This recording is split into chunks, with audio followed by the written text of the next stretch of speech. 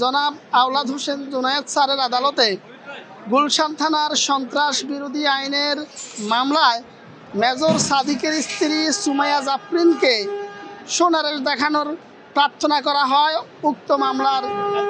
তদন্তকারী কর্মকর্তা এই মামলায় এই আসামির সম্পৃক্ততা পাওয়ার কারণে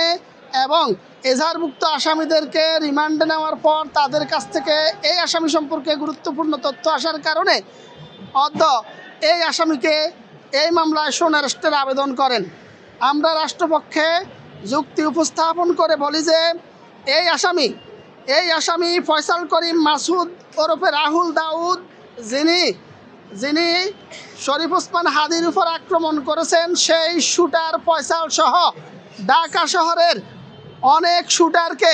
এবং সারা বাংলাদেশের আওয়ামী লীগ,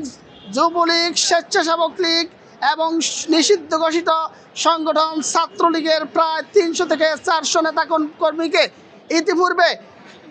ইকেবি কনভেনশনের সেই গোপন ষড়যন্ত্রের অংশ হিসাবে প্রশিক্ষণ কেন্দ্রে প্রশিক্ষণের সাথে সম্পৃক্ত ছিলেন। তিনি সেই ঘটনার সম্পূর্ণ ডাটা প্রসেসের সাথে সম্পৃক্ত ছিলেন। তিনি মেজর সাদিকের স্ত্রী, তিনি অর্থের যোগানদাতা, প্রশিক্ষক এবং মূল সমন্বয়কারী হিসাবে শেখ হাসিনা, সাবেক ফ্যাসিস্ট প্রধানমন্ত্রী, এই দেশ থেকে পালিয়ে যাওয়া ফ্যাসিস্ট হাসিনাকে পুনরায় আবার এই দেশে ফিরিয়ে আনার যে গোপন ষড়যন্ত্রের আওয়ামী লীগের এই গোপন ষড়যন্ত্রের অংশ হিসাবে হাসিনাকে ফিরিয়ে আনার নীল নকশা বাস্তবায়নের জন্য এই মেজর সাদিক এবং তার স্ত্রী ঢাকা শহরের বিভিন্ন স্থানে, বিশেষ করে গুলশান, বনানী, উত্তরা,